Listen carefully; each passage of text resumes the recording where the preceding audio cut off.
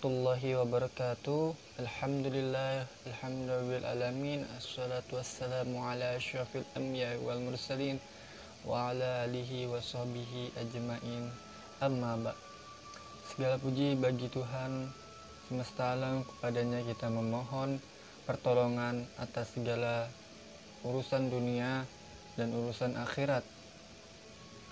Semoga salawat serta salam tetap tercurahkan kepada Nabi dan Rasul yang paling mulia, Nabi Muhammad Sallallahu Alaihi Wasallam, sebagai penutup para nabi, pada keluarga beliau, sahabat beliau, dan pengikut beliau hingga akhir zaman.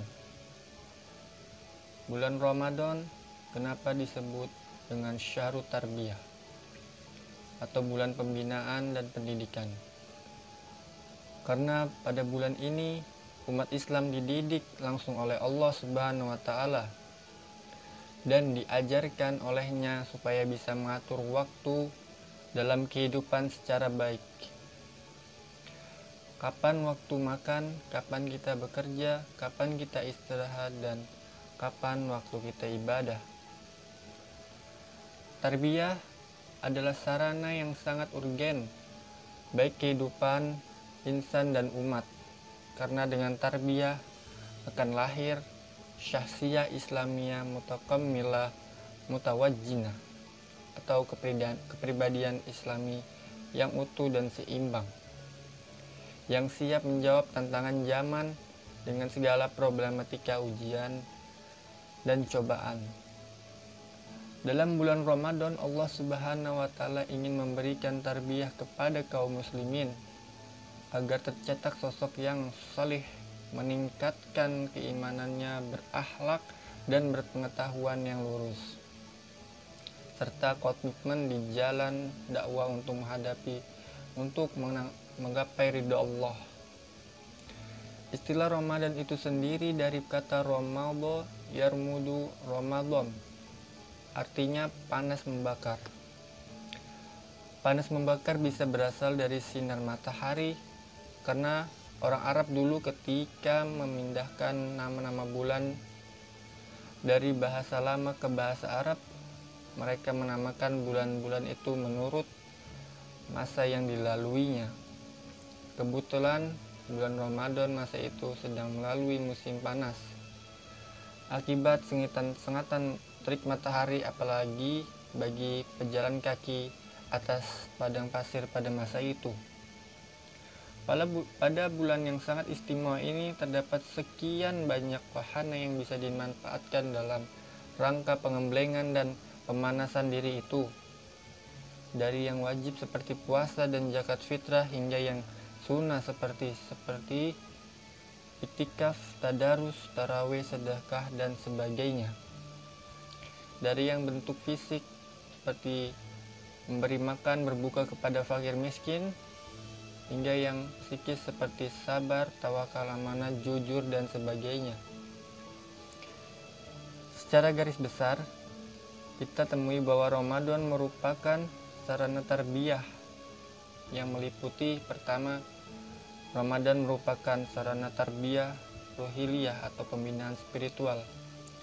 Pada dasarnya setiap ibadah yang Allah perintahkan kepada hamba-hambanya selain merupakan kewajiban dan alasan diciptakannya manusia dan makhluk lainnya, juga merupakan sarana untuk kebersihan diri manusia itu sendiri dari kotoran dan dosa melumuri jiwa, sehingga tidak ada satu ibadah pun yang lepas dari arah tersebut. Salat misalnya merupakan sarana untuk mencegah diri dari perbuatan keji dan mungkar. Yang kedua, Ramadan merupakan sarana tarbiyah jasadiyah atau pembinaan jasmani. Ibadah puasa merupakan ibadah yang tidak hanya membutuhkan pengendalian jiwa dan hawa nafsu, tapi juga membutuhkan kekuatan fisik. Karenanya puasa tidak diwajibkan bagi mereka yang kesehatannya tidak prima, seperti orang tua yang rentah, orang sakit, wanita yang sedang hamil, tua atau menyusui, serta orang yang sedang musafir atau dalam perjalanan, yang mana kesemuan itu merupakan keringanan atau rukhsah bagi mereka karena ketidakmampuan atau karena kesehatan janin dalam bayi dan menjaga kesehatan bagi orang yang sedang musafir.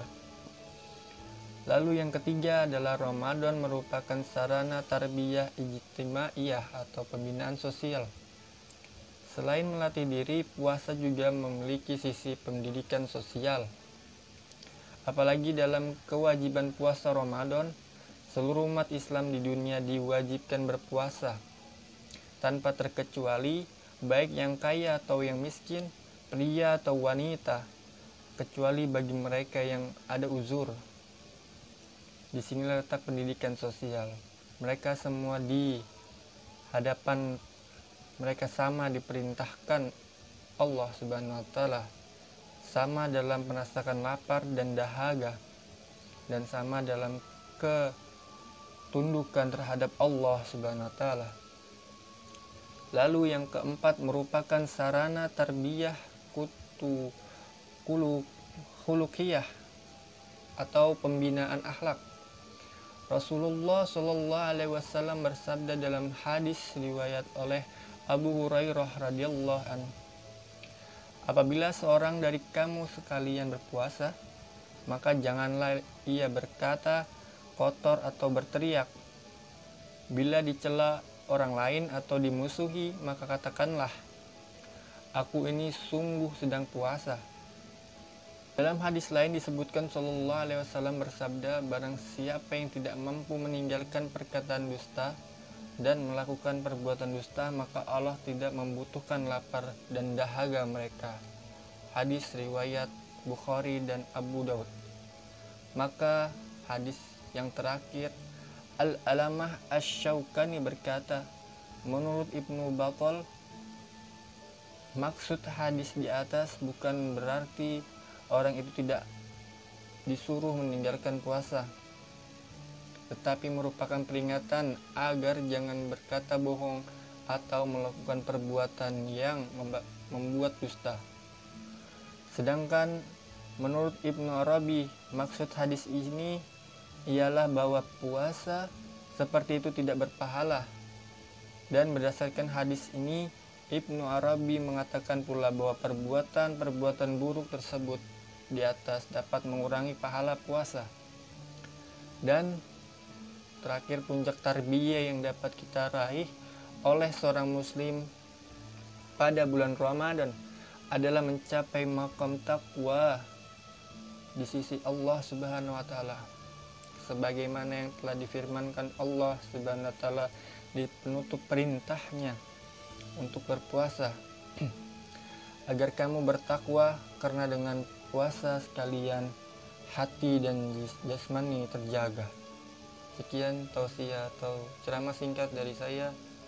Kurang lebihnya saya mohon maaf. Wabillahi taufiq wal hidayah. Wassalamualaikum warahmatullahi wabarakatuh.